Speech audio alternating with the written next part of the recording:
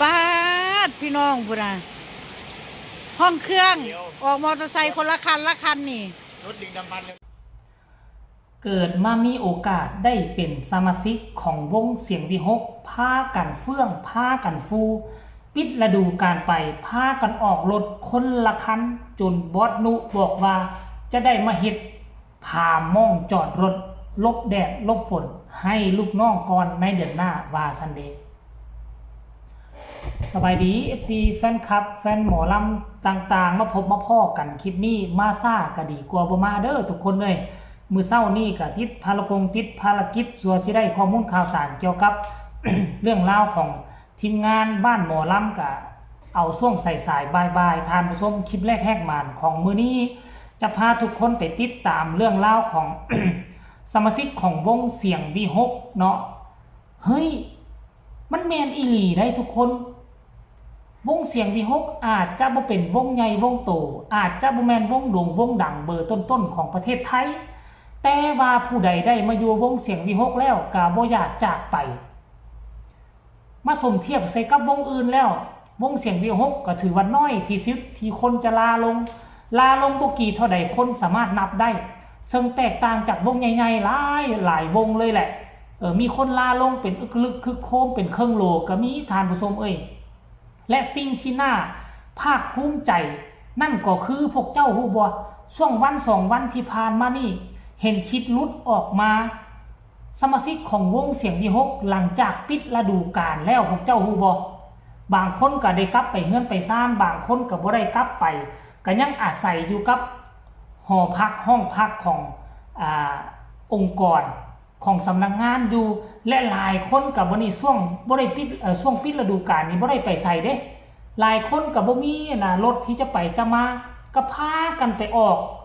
รถมอไซค์คนละคันนับเบิ่งประมาณ 4-5 คันพร้อมกันบาทเดียวเลยทุกคนนี่มันหมายความว่าจังได๋หมายความว่า1ฤดูกาลที่ผ่านมานี่วงเสียง V6 สามารถสร้างการสร้างงานสร้างเงินเฮ็ดให้สมาชิกภายในวงของตนเองมีอยู่มีกินมีเงินเหลือใช้เหลือจ่ายปิดฤดูกาลปุ๊บยังสามารถเอาเงินไปออกรถจักรได้คนละคันแบบนี้ที่ผ่านมานี่ท่านผู้ชมและคนที่ออกกันนะรถจักรคนละคันนั้นบางคนก็เป็นแดนเซอร์เป็นแดนเซอร์นี่นะปิดฤดูกาลปุ๊บยังมีเงินใช้เงินเหลือจากส่งให้พ่อให้แม่เลี้ยงดูปู่เสือพ่อแม่แล้วซื้อข้าวซื้อน้ำแล้วจ้างคนช่วยพ่อแม่เฮ็ดไร่เฮ็ดนาแล้วยังมีเงินเหลือไปออกรถจักรคนละคันพุ่นน่ะท่านผู้ชมอันนี้คือเรื่องราวที่มหัศจรรย์ขนาดตำแหน่งของแดนเซอร์ได้เขาเจ้ายังมีซ้ำนี่แล้วพวกเจ้าคิดเอาเบิ่งตำแหน่งนักร้องของเสียง V6 นี่จะมีขนาดใดสมพ่อดอกทุกคน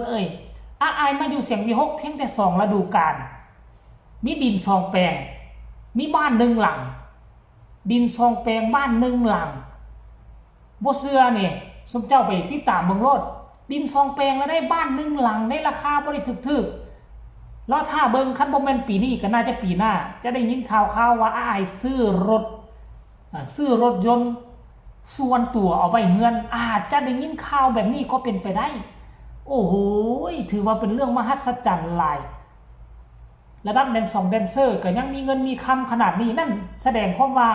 วงเสียง V6 นี่บ่ได้เป็นวงธรรมดาแล้ววงเสียง V6 นี่ถือว่าเป็นวงสุดยอดเลยแหละถือว่าเป็นวงเบอร์ต้นๆเรื่องความปังความจับมือลูกน้องมีอยู่มีกินนี่นะอย่าหากระเห็นนี่แหละท่านผู้ชมเอาบ่เว้าหลายใหญ่ห่าง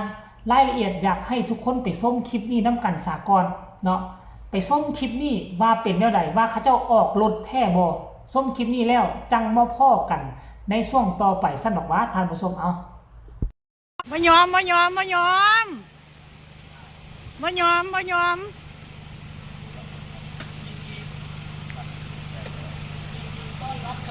พี่น้องวันนี้เพิ่นออกมอเตอร์ไซค์ผู้ละคันโอ้ยอันเฮาแม่บ่ต้องออกหรอกยืมไล่แล้วมันมีหม่องจอดแล้วเนี่ยฟ้าใสบ่ไปนี่เ บิ้ลไปแห้งๆ ซื้อน้องหยังซื้อน้องหยัง น้องป้าใส่ โอ้คนละพี่น้องเลย ไปผูกแขน เออโอ้ชาบูมาแล้ว ทำมาได้ไงบ่ ฮะ เดี๋ยวกินตะบักขวดก่อนกินตะบักขวดก่อน โอ้ยพี่น้องเอ้ยเพื่อน5779ว่าซั่นมายอมห้องขึ้นปาดพี่น้องพุ่นน่ะห้องเครื่องออกมอเตอร์ไซค์คนละคันนี่ รถดึงดำบันเร็วๆนี่ พุ่นน่ะเป็นตาอ่อนซ้อนพี่น้องเอ้ยเป็นตาอ่อนซ้อนแท้แต่ว่าแม่บ่ซื้อดอกแม่จะยืม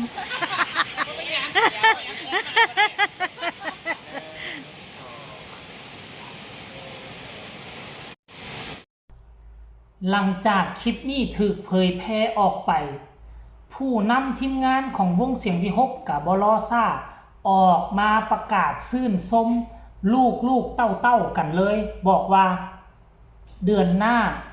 สิได้ไปอยู่บ้านพักเฮ็ดม่องจอดมอไซค์ก่อนเล่นผ้ากัน ออกคนละคันแบบเนี้ยเต็มล้านบ้านแน่นอนแก้วคักว่าสันเดชทุกคนเอ่ยเนาะอันนี้เพิ่นก็แสดงความดีอกดีใจเพิ่นก็มีห้อยยิ้มบ่มีเจ้าของทีมงานผู้บริหารวงใดดอกปิดฤดูกาลและบ่อยากเห็นลูกเต้าของตนเองมีเงินมีคำซื้อหั่นซื้อนี่น่ะก็อยากเห็นหมดเลยอยากเห็นหมดทุกวงแหละปิดฤดูกาลแล้วได้ยินข่าวว่าสมาชิกวงตนเองหอบเงินไปซื้อที่ให้พ่อหอบเงินไปซื้อหน้าให้แม่ล้วนแล้วแต่อยากได้ยินข่าวดีแบบนี้บ่อยากได้ยินว่าปิดฤดูกาลแล้วยืมเงินผู้นี้กลับบ้านยืมเงินผู้นั้นกลับบ้านแบบนี้มันเสียภาพพจน์ให้กับองค์กรให้กับวงนี่คือเป็นแบบอย่างที่ดีเนาะสมาชิกองค์กรสมาชิกวงของเสียงวิหกเป็นแบบอย่างที่ดีให้กับหลายๆวงเลยแหละท่านผู้ชมให้กับหลายๆคนคันว่าข้าเจ้าบ่อดบ่ออมบ่เก็บออมรอมริบไว้ข้าเจ้าก็บ่มีฮอดมื้อนี้คันถ้ากรณีว่าหมอลำจะดีจะคักซำใดก็อย่าคันเจ้าโตบ่ประหยัดมัธยัสถ์ปิดฤดูกาลก็บ่มีเงินสิกลับบ้านหาพ่อหาแม่แน่นอนแต่ว่าอันนี้วงก็ดีผู้นำทีมงานก็สอนดีวงก็มีเวียกมีงานตลอดบ่ขาดสายจึงเฮ็ดให้เป็นหลักฐานพยานว่าคนที่มาอยู่เสียงวิหกแล้ว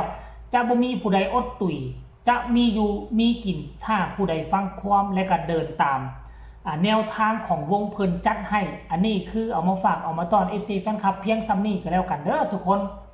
ก็ขอให้ทุกคนอยู่ดีมีโชคมีชัยสุขภาพร่างกายแข็งแรงใครเห็นคลิปนี้แล้วมีคำคิดคำเห็นก็ส่งข่าวมาได้พ่อกันใหม่ในคลิปหน้าลาท่านผู้ชมไปก่อนสบายดี